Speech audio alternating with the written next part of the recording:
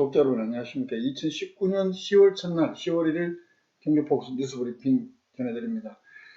첫 번째 소식은 태풍 이야기입니다. 10월 3일 태풍 미탁인가요? 10월 3일 날 호남 목포지방 쪽으로 상륙을 해서 이날 오전 한 9시에서 10시쯤 경주를 이렇게 관통할 것으로 일단 기상청은 예보를 하고 있습니다. 뒤에 오늘 오후 4시 현재 아까 태풍 예상 진로도 기상청에서 나온 건데요.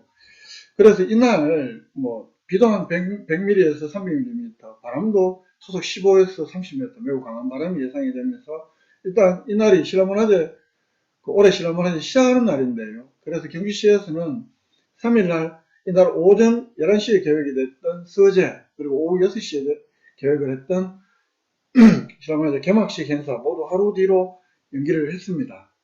또 3일날 예정했던 진흥왕 행사 재연, 코스프레 프레이드 등도 비가 오지 않으면 당초 예정대로 하지만 비가 올 경우에는 오후 5시에 실시할 방침이고 신라 고치대 공연도 개막식 이후로 모두 이렇게 연기로 변경을 했습니다.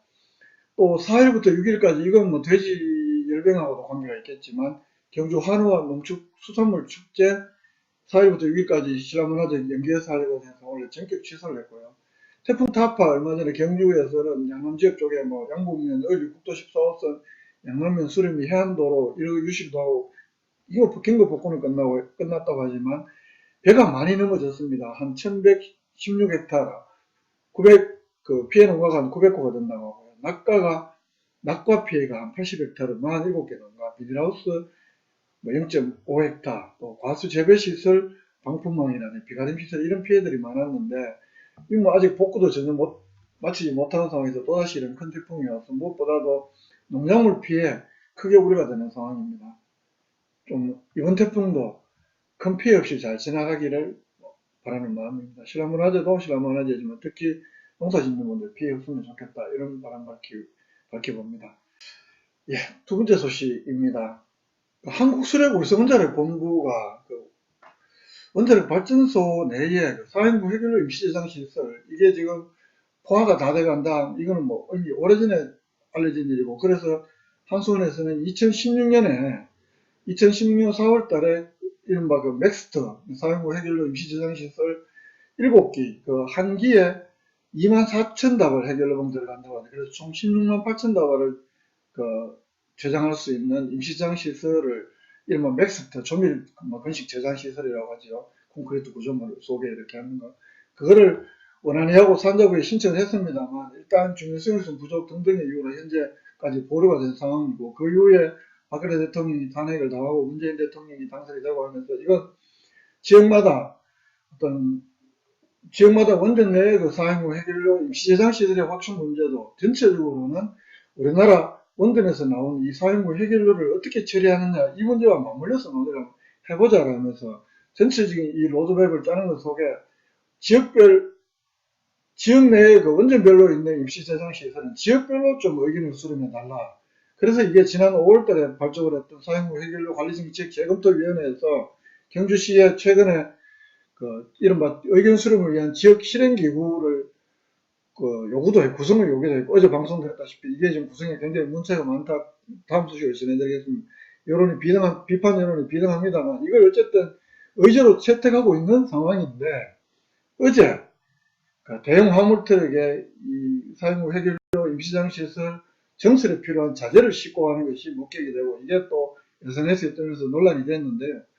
그래서 이게 울성원전에 확인을 해봤더니 울성원전에서는 그러니까 맥스트 한 기의 건설 필요한 이른바 저장 실린더다. 어제 화물을 낸 것이 그게 7월 달에도 한 기 분량의 저장 실린더를 울성원전 내에 반입을 했고 어제도 반입을 했다.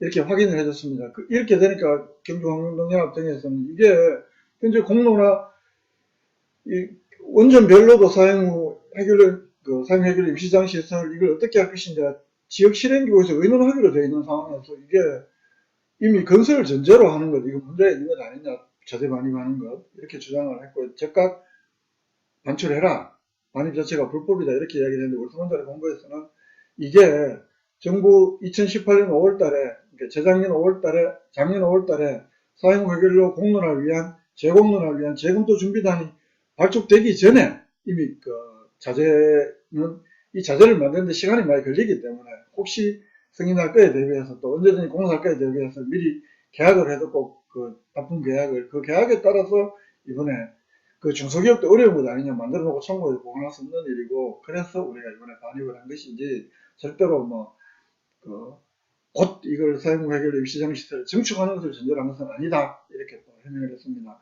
그 영상 그 이상훈 경주환경동이나 상무국장 그리고 울성원전 대외홍보팀 최재석 차장의 인터뷰 영상 다시 보시겠습니다. 한 번 더 보시겠습니다. 이건 아까 제가 개별 기사에도 우리가 포함시켜서 영상으로 올려드린 것이기도 한 겁니다.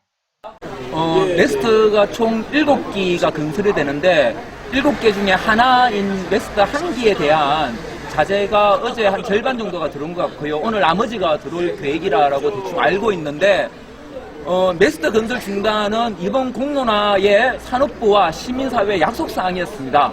또 메스트 건설 여부는 분명하게 경주시민이 결정하는 공론화 의지에 들어와 있고요.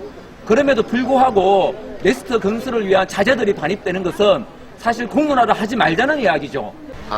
경주환경운동연합의 환수원 맥스트 불법 건설 추진 주장은 사실과 다릅니다. 우리 본부는 사용 후 연료 저장시설 기자재 제작 및 납품 계약을 2018년 4월 5일 체결한 바 있습니다.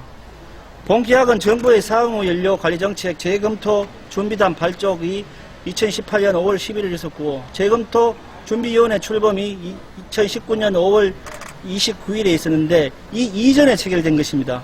현재 납품 각자의 입장이 맞서고 있습니다만 어쨌든 울성원자력 본부에서는 사용 후 해결료 임시저장시설 이른바 맥스터를 추가 건설하지 않는다는 것은 아마 생각하지 못했던 것 같습니다. 앞으로 공론화에 따라서 뭐 어떻게 될 수 있는 건데 어쨌든 될 것에 대비해서 자재 납품 계약도 받은 거니까요. 이 실린더 가격이 전체적으로 이 맥스터 7기 건설 공사 비용이 한 350억 정도라고 하는데 이 실린더 7기의 실린더 제작비하고 이게 한 90억 정도라고 합니다. 평균적으로 10억 이상이잖아요. 한 개당 이걸 뭐 돈 버릴 걸 각오하고 계약을 미리 체결하지는 않았을 테니까요.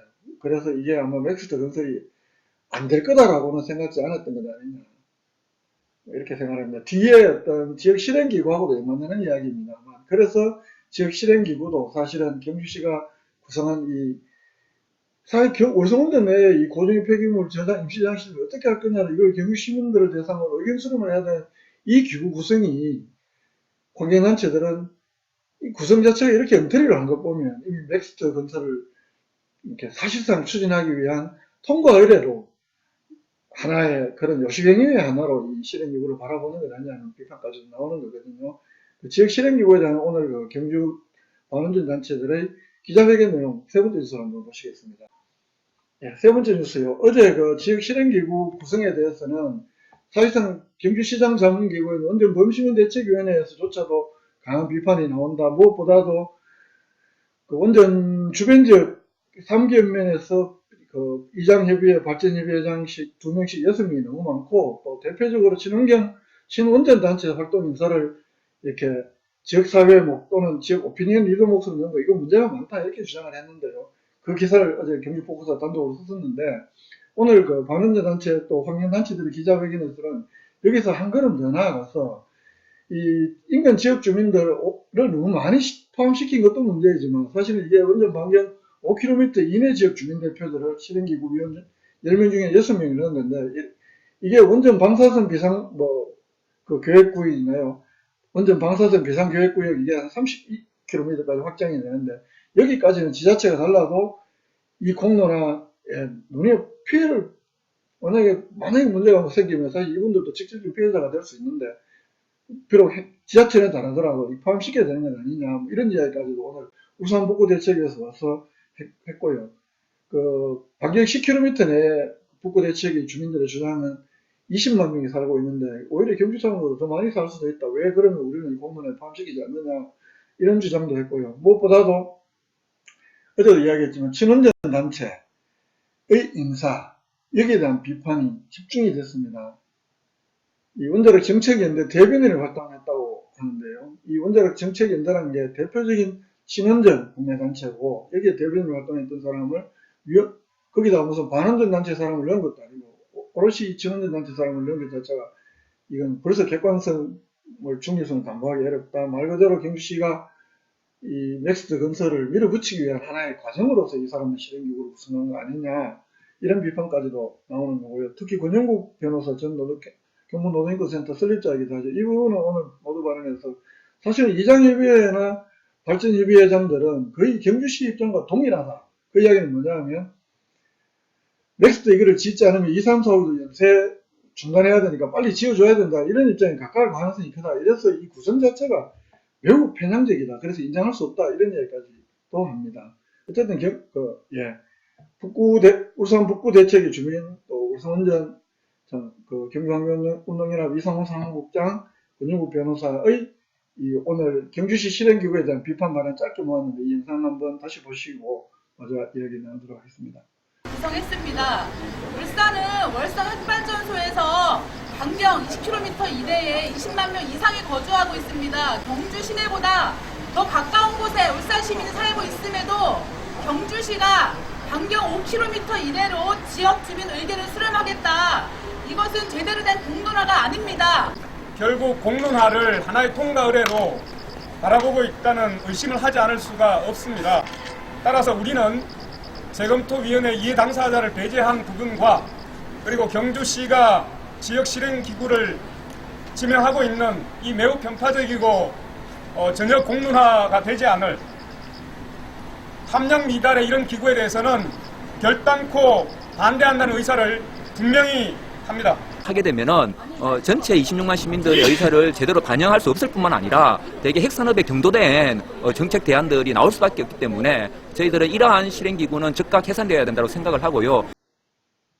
예, 경주시에서는 이 실행기구 구성에 문제가 없다 이렇게 강변을 하고 있지만 반원전 단체들은 말 그대로 이 경주시 구성 실행기구를 구성한 걸 보면 월성원전 내 임시장 시설을 조속한 건설을 위한 방편으로 이 지역 실행구를 구성한 것 아니냐, 이런 의심을 떨칠 수가 없다. 그렇기 때문에 이 지금 실행기구는 재구성을 해야 된다. 이렇게 촉구를 하고 있습니다. 경시 원자력 정책과 시장님하고 어느 정도 협의가 있었는지 모르겠습니다만 시장 자문기구인 범시민대책위원회에서조차 이 정도의 비판이 나오고 또 관원전 단체 이런 비판들 나오는 것, 이외에 어떤 결정의 정당성을 확보하기 위해서라도 이 과정이 좀 절차가 정당성을 확보를 해야 그 결과도 정당성을 인정받는다는 사실 다시 한 번 더 아시겠지만 한 번 더 새겨보셨으면 좋겠다. 이런 바람 밝히면서 10월 1일 전해드렸던 경기포커스 뉴스 브리핑 여기서 모두 줄이겠습니다. 이렇게 말하고는 늘 잊어먹습니다. 경기포커스 시민 편집위원 업무에 많이 참여해 주시고요. 구독도 많이 해주시고 참여도 많이 해주시면 고맙겠습니다. 다시 한번 고맙습니다.